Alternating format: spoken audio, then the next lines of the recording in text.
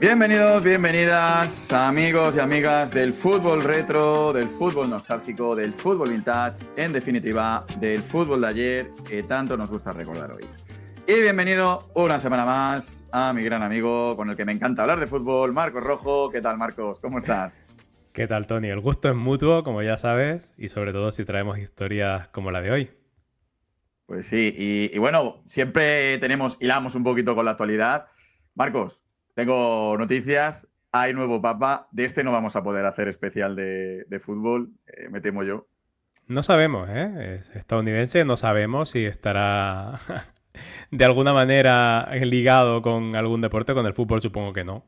Pero, oye, nunca se sabe, habrá que Podría, investigar. yo he investigado un poquito y se podría ligar con baloncesto, porque se graduó, según acabo de leer, si no me la han colado ninguna fake news de estas, se graduó en matemáticas por la Universidad de Villanova. La Universidad de Villanova fue la de Jalen Branson, Josh Hart, Michael Bridges, Dante DiVincenzo, que ahora está en Minnesota, por la cual ganaron un título nacional. Bueno, Villanova ganó 2 títulos nacionales, justo coincidiendo ellos 4, ganaron uno, diferentes etapas entre ellos. Jalen Branson ganó 2 títulos. O sea que, ¿por qué no? Este puede ser el año de los Knicks. O sea que. Bueno, igual hay alguna historia que dice que era el cura de Vilanova también, con IVA, Lo mismo, ¿no? supongo. Con mucho IVA. Pero bueno, vamos a centrarnos. Estamos una semana más. Vamos con una de nuestras secciones favoritas, quizás la que más partido le sacamos. Vamos con nuestros, y de las que más gustan también, que nos llega el feedback siempre. Vamos con nuestros relatos salvajes. Y hoy vamos con un relato salvaje. Siempre digo lo mismo, que es muy especial, pero es que a mí este recuerdo me marcó mucho en su momento. Y eso que no tiene nada que ver con mi equipo. Bueno, a mí me marcó también, yo creo que nos marcó con intensidad probablemente similar, pero con sentimientos diferentes. Supongo que el tuyo sería de igual de miedo ante lo que venía, el mío de ilusión ante eso mismo. Y yo creo que al final, como ya veremos, hago un poco de spoiler, probablemente esos sentimientos se cruzaron y uno fue el decepcionado y el otro el aliviado. Sí, sí, sí, sí, porque estamos hablando, bueno, pues de. Yo, Marcos, fíjate, me atrevo a decir, en cuanto a debut como tal, es decir, primer partido, carta de presentación de un futbolista, de los que más me ha impresionado, top 3, top 2. Es que una puesta en escena como la que hizo el personaje de hoy, que te voy a dejar que lo desveles tú, yo de verdad que no recuerdo ninguna, ¿eh? Pues la verdad es que impresionó muchísimo, hizo disparar la ilusión de toda una afición, de un equipo acostumbrado a ver jugadores de gran nivel. Estamos hablando de Robinho y estamos hablando de ese debut tan sui generis. Y sui generis es porque normalmente cuando se evoca un debut se hace para recordar pues el punto de inicio de una carrera en un club o una selección y de hecho en muchas ocasiones hay que bucear en la hemeroteca hasta encontrar ese partido y suele suceder sin que haga mucho ruido en ese momento, arrojándonos incluso la sensación de que no hubiera quedado registrado si no existiesen las actas arbitrales en su momento, la prensa o más recientemente los vídeos, ¿no? de ese partido. Pero en este caso, ese debut tiene como particularidad que es el cenit de la carrera del futbolista. Hoy, en Relatos Salvajes, vamos a rememorar el debut de Robinho en el Ramón de Carranza de Cádiz. Apenas 25 minutos, suficientes para que desplegara una serie de trucos y habilidades que hicieron soñar, como hemos dicho, a la afición de Real Madrid. Así es. Y es curioso, Marcos, porque creo que todos recordamos ese día y sin embargo no se trata de un debut con un gol salvador o un tanto de gran belleza, ni se dio tampoco en un partido súper importante. Tampoco fue una entrada al campo que supusiera un relevo generacional. En este caso, por ejemplo, yo me acuerdo, ¿no? Aquel cambio, Kiko por Fernando Torres en segunda división, eso sí que fue generacional, ¿no? Se acababa una etapa, comenzaba otra. Ni siquiera fue un debut que se llevara esperando años o uno que rompiera récords de precocidad. Como dices, simplemente fue memorable por las sensaciones que dejó. Así es, porque todos tuvimos esa percepción de que estábamos descubriendo un futbolista enorme y que iba a ser el inicio del reinado de un jugador nacido para marcar una época. Hay que decir, Marcos, aunque nos duela reconocerlo, que ya han pasado casi 20 años desde ese 28 de agosto de 2005. Y aquel era un fútbol totalmente diferente al de hoy en día. Robinho no era precisamente tampoco un desconocido para los amantes del fútbol internacional. Ya se tenía conocimiento del talento que brotaba en Brasil. Pero los equipos europeos se lanzaban a fichar a los jugadores que ya habían explotado. Tardaría aún en llegar la época actual en la que los equipos comenzaron a contratar ya adolescentes, prácticamente. Incluso recuerdo verano pasado el Villarreal anunciando la contratación de 2 jugadores alevines. Ya yo creo que se nos está yendo un poco en ciertos momentos. Pero son jugadores, ¿no?, que ven los scouters de los clubs, de multitud de clubes, de rincones del mundo. Y al final lo que tienen es como objetivo detectar ese talento diferencial, ¿no? Y pagar antes que nadie los precios, sobre todo antes de que se disparen esos precios o se genere pues una subasta que haga peligrar una contratación. Cada vez evolucionamos más al concepto NBA. Fichar potencial y esperar a que se desarrolle con el contrato ya en la mano. De Robinho, como dices, ya habíamos escuchado hablar a los gurús del fútbol internacional. De Diego y de Robinho, de hecho, porque nos sonaban como pareja, como Saviola y Aimar, por ejemplo. Diego Rivas era otro chaval con el que formaba una dupla que estaba dando mucho que hablar en el Santos. Uno, Robinho, nacido en 1984, otro, Diego, nacido en 1985. De ellos, Robinho era el que poseía una aura especial, aunque Diego era el que llevaba el mítico 10 de Pelé, por su posición de media punta. Robinho era extremo, habilidoso, y por esa posición que ocupaba en el campo llevaba el número 7. Ambos jóvenes, Marcos, fueron claves para opar al Santos a lo más alto del fútbol brasileño, tras 20 años de sequía, y hacerse con el título del Brasileirão. Robinho, con 18 años, marcó 10 goles ese año, y Diego, con solo 17, cuajó una tremenda actuación. Al año siguiente, Robinho debutó con la absoluta de Brasil, palabras mayores, y junto a su inseparable Diego, llevó al equipo a la final de la Copa Libertadores. Pero el Boca de Carlos Bianchi se cruzó en su camino y el Santos se quedó sin poder reverdecer los triunfos internacionales de principios de los 60. En esos años ya se establecía un paralelismo entre Robinho y Pelé. Es que la comparación, ojito, ¿eh?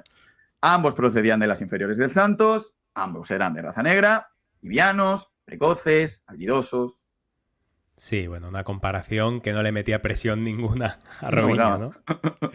Pero no era solamente una comparación promocionada con la prensa, que evidentemente también, sino que el propio Pelé, que había descubierto al chaval cuando se hizo cargo de las inferiores del Santos en 1999, de alguna forma también la favoreció, porque lo apadrinó como pocas veces Pelé había hecho con un chaval de la cantera. Pero este tipo de comparaciones tiende a activar ese sesgo de halo, es decir, basta con un parecido físico o un origen común para que muchos extrapolen demasiado rápido un título precoz como ese Brasileirão en una carrera digna de uno de los mayores mitos de la historia, ya no solo del fútbol sino del deporte, cuando en realidad aún está todo por escribir. Aparte de que ni siquiera a esa edad las carreras podían llegar a compararse, porque Pelé, aún con 17 años, había sido el mejor jugador de una Copa del Mundo, la del 58, había marcado en esa Copa del Mundo un hat-trick en semifinales contra la poderosa Francia y había marcado un doblete, incluyendo ese inolvidable gol del sombrero extraordinario en la final contra los suecos. Pero continuamos con nuestra historia, Tony, que nos vamos por las ramas. Pues sí, vamos a ponernos en situación. Diego se marchó pronto, en 2004, por solo 7 millones de euros. Cierto que el mercado se ha inflado mucho desde entonces, pero a mí particularmente me parece una ganga. Llegó al Oporto para sustituir a un tal Deco, un Deco que se acababa de proclamar campeón de Europa y había puesto rumbo al Barcelona. En Portugal, aunque parecía haber aterrizado en un equipo perfecto para dar salto a Europa, como luego veríamos con Falcao o con James, pues no encajó bien. Le tocó una época complicada de resaca post-Mourinho, que tras haberlo ganado todo se marchó al Chelsea, como ya recordaremos, y en la que reinó la inestabilidad en el banquillo, con técnicos tan dispares como Víctor Fernández, el ex del Zaragoza, en la noche mágica de aquel gol de Najim, nuestro primer gol de Trinche, que os animamos a escuchar desde aquí, o posteriormente el italiano Luigi Del Neri o el holandés Co Adriaansen. Así que 2 años después se marchó a Alemania donde lo recibió con los brazos abiertos un Werder Bremen en el que sí mostró todas sus habilidades. Y acabó jugando en el Atlético de Madrid, que hay que decirlo, fue vital y capital en ese resurgir el año de la Europa League en Bucarest contra Athletic Bilbao. Y es verdad que luego en su segunda etapa, en 2014, el año que el Atlético gana Liga y que de la Champions no hace falta hablar, pues no tuvo tanto impacto, pero aún así el recuerdo que dejó en los aficionados atléticos, la verdad que fue bastante bueno. No, tenía mucha calidad, ¿no? Igual sí que tengo la sensación de que su carrera se quedó un poco ahí. Quitando la etapa del Werder Bremen, siempre he tenido la sensación de que Diego se quedó un poco, de que nunca llegó a cumplir con lo que se esperaba de él también, ¿no? Sí, se vio perjudicado por su paso por la Juve, en la cual crió una fama de jugador rebelde, de indisciplinado, de hecho. Recuerdo cuando se negociaba el fichaje con el Atlético que en prensa salía mucho eso, ¿no? El tema de que era un jugador que a lo mejor a lo mejor, fíjate, no cuajaría con Diego Pablo Simeone entonces, bueno, perdón, con Gregorio Manzano, que era el que estaba cuando llegó, por el tema de indisciplina. Y sin embargo, en el Atlético nunca dejó ningún tipo de nota de ese tipo. Pero dejando ya un poco a Diego de lado, la joya de la corona del Santos era Robinho, que aunque se hubiera esperado que fuera el primero en salir del club, continuaba en él. Todos sabían que saldría, eso estaba claro, pero desde luego nunca lo haría por esos 7 millones de euros por los que habían dejado salir a Diego. Así que se avecinaba una durísima batalla en el mercado, con dos contendientes además que a ninguno nos gustaría tener enfrente en una negociación. Si nos imaginamos un combate de boxeo, en un rincón del ring vemos al presidente más joven de la historia del Santos, a Marcelo Teixeira, que desde su llegada en el año 2000 había transformado al club y que parecía dispuesto a tensar la cuerda lo que fuera necesario para hacer una venta importante. Y en el otro rincón, el representante de Robinho, Wagner Ribeiro, un agente muy polémico, sin pelos en la lengua y conocido por su agresividad negociadora y un auténtico experto en manejar los tiempos en el mercado. Así que los cuchillos se afilaban y solo faltaba un detonador, un club que pusiera toda la carne en el asador por el brasileño. Y estábamos además ante un contrato poco habitual, aunque si en algún sitio puede llegar a verse es en Brasil. Un contrato en el que el Santos poseía el 60% del pase, mientras que el 40% correspondía al jugador y a su agencia de representación. Así que estamos expectantes. ¿Cómo jugaría cada parte sus cartas? Pues no tardaron en salir los rumores. Uno de los principales, que esto parece que no han pasado 20 años porque sigue ocurriendo lo mismo, partía del Chelsea, un equipo que se interesa en cualquier persona que toque un balón de fútbol. También se hablaba mucho del Benfica. Hemos hablado antes del Oporto en el caso de Diego, pues su archienemigo, el Benfica, se acercaba con muchas posibilidades de llevarse el gato al agua. Poco a poco iban a aumentar el número de pretendientes, aunque ningún interés acababa de concretarse en forma de oferta en firme. Pese a ello, Marcelo Teixeira, frío, se frotaba las manos. Era el primero que asumía que no iba a poder quedarse con el jugador. Esto era una realidad. Pero sabía que si no cedía, si se ponía duro, daría lugar a una subasta que solo podía ir en beneficio del Santos. Y teniendo en cuenta esa peculiaridad del contrato, cuanto más dinero fuese, mejor le iba a ir. Pero en la otra esquina del ring no estaban tan tranquilos. Pasaban los meses y Robinho todavía continuaba en el Santos, cada día más impaciente. Ya que había cumplido 21 años y temía que su momento pasara, que otra perla brotara y pudiera llegar a opacarlo. Y fue entonces cuando irrumpió el Madrid.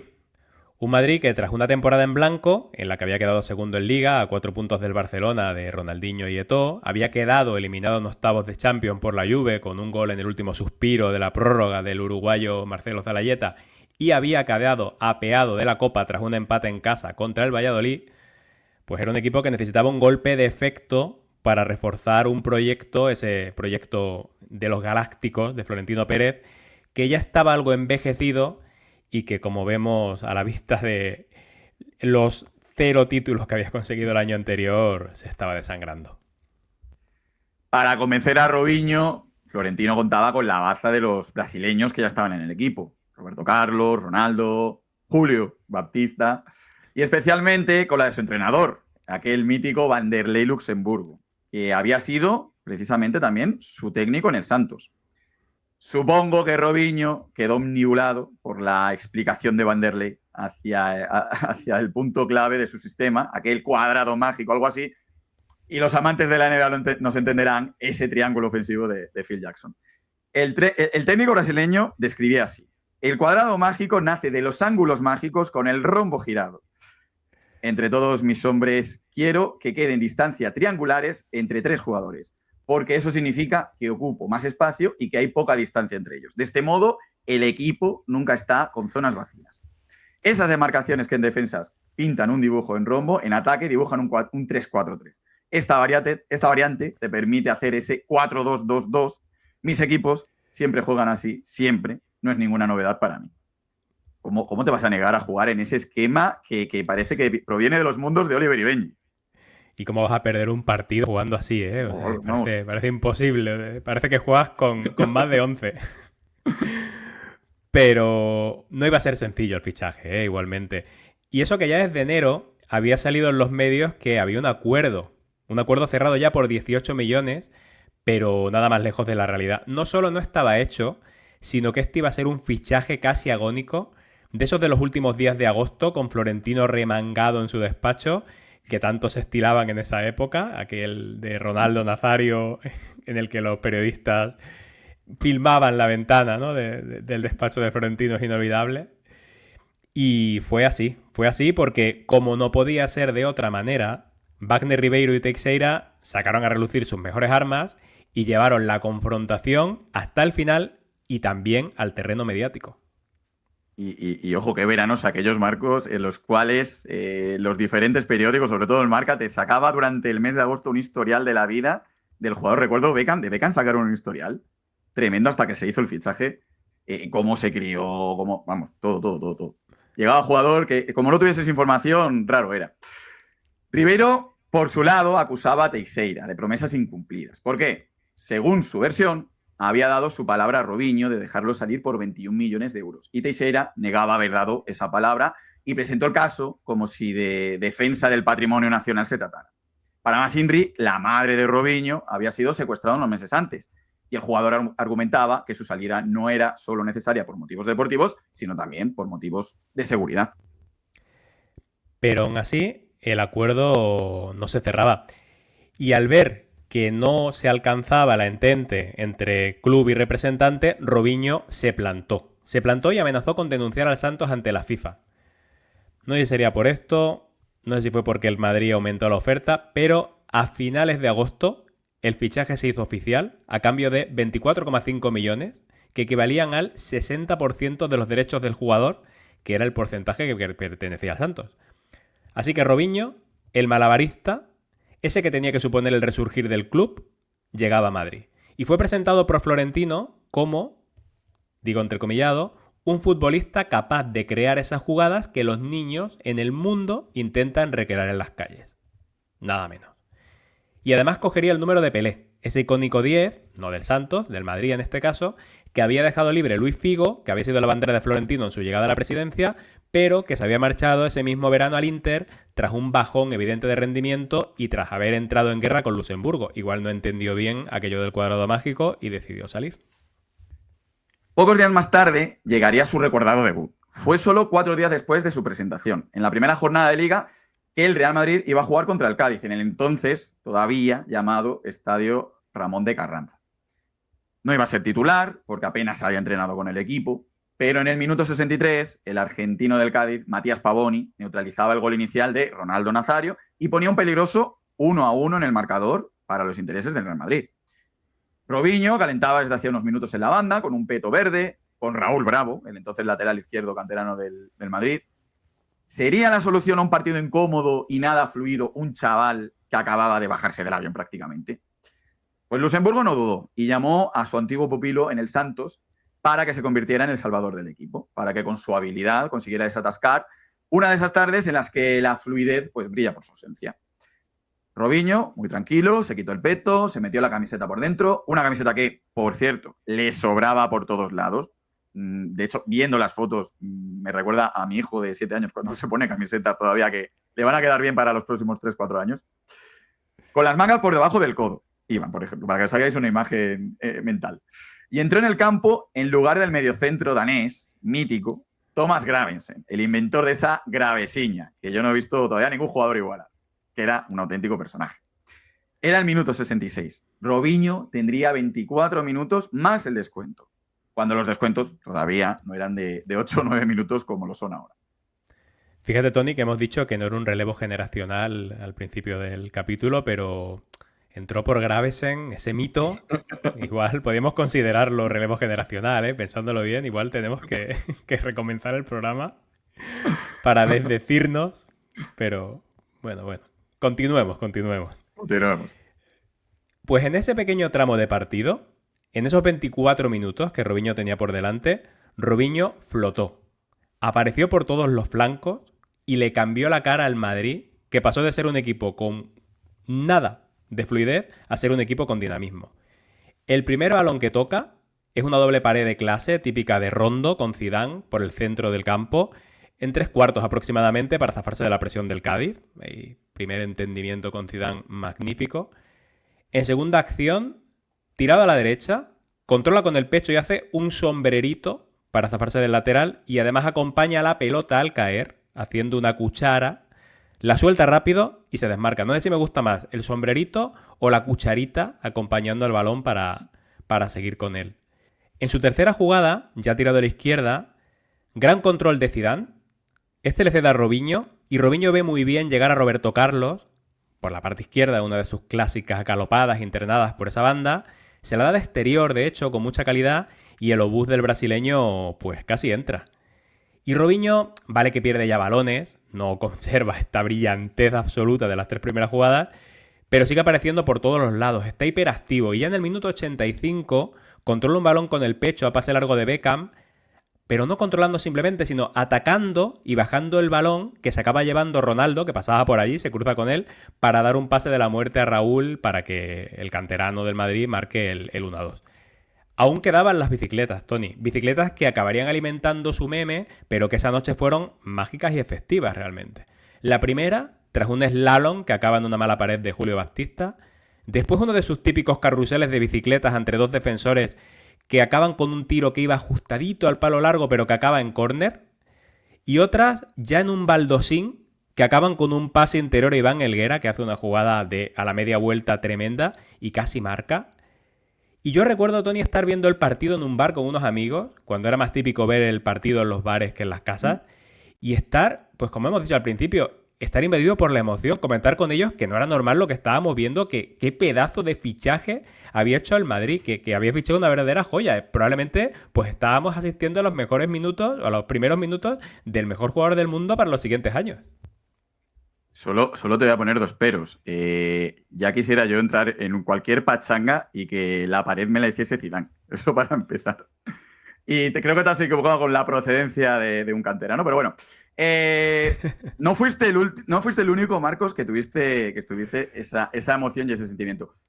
Yo mismo, recuerdo, lo estaba viendo en mi casa, lo estaba viendo en mi habitación, época en la que tenía mi tele en mi cuarto para ver los partidos de fútbol, y recuerdo que estaba alucinando, flipando. De verdad, no era ni ya ni miedo por lo que tenía el Madrid, sino estaba flipando por lo que estaba viendo hacer un jugador de fútbol en ese momento. Pero es que no fuimos los únicos, Marcos. En la propia retransmisión, tanto Carlos Martínez como entonces el gran Michael Robinson, los comentaristas del Plus, los clásicos, alabaron al brasileño. Vamos a disfrutar mucho con este chico, decía el gran Michael.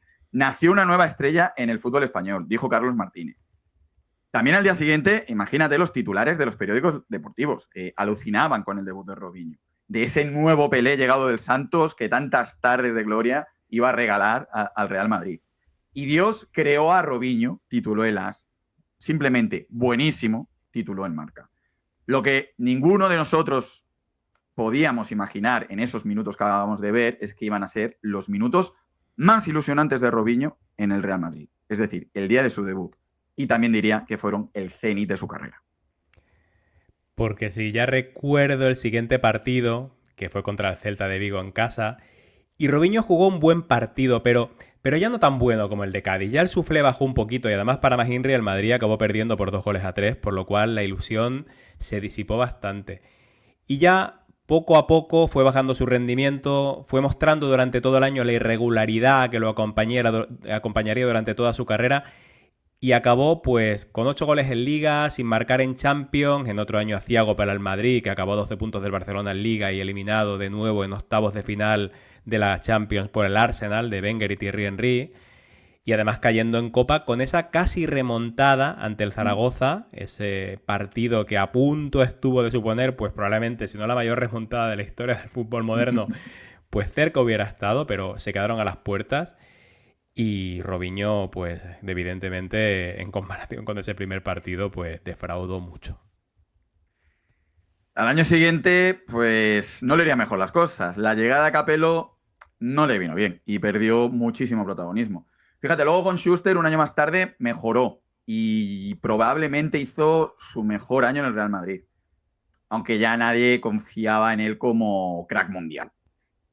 Y ahí, con 2 ligas bajo el brazo, llegó el final de una etapa, porque en el verano de 2008 concedió una entrevista exclusiva desde su casa a la agencia EFE para pedir públicamente al Madrid que lo vendiera al Chelsea de Abramovich. Allí consideraba que podía convertirse en el mejor futbolista del mundo, cosa que en el Madrid era imposible. Estaba molesto porque el club había dado largas en diferentes ocasiones a Wagner Ribeiro para mejorar su contrato, y esto fue tomado como una afrenta y una muestra de falta de confianza, lo cual en el fondo pues era cierto. ¿Cómo hemos vivido, sin darnos cuenta de la evolución, ese cambio de jugadores que invitaban a un medio de comunicación a su casa, porque está en el salón de su casa, para pedir públicamente salir de un equipo? O sea, ¿cómo hemos podido Ahora, no ver ese cambio, ¿no? Que ahora nos resulta algo impactante, pero que en ese momento pues nos pareció algo de lo más normal. Yo sí, sí, recuerdo sí. haber pensado, ¿no? De Robinho, pues, oh, qué duro se está poniendo, ¿no? Porque además es lo que has comentado. En la última etapa de Schuster, probablemente Robinho pues, fue uno de los mejores jugadores del equipo. En un equipo que no estaba sobrado de calidad, era el jugador que ponía ese toquecito de fantasía. Y en su momento creo que fue una venta o una petición de salida que en cierto modo dolió a los aficionados del Madrid, ¿no? Y hacerlo de esa forma, de verdad que ahora parece antidiluviano, pero oye, lo hemos vivido Ahora, y lo hemos vivido con total conciencia. ahora escriben directamente a Fabrizio Romano, ¿no? Para que ponga un story y se ahorran todo el tener que abrir la puerta en casa a nadie, ¿no?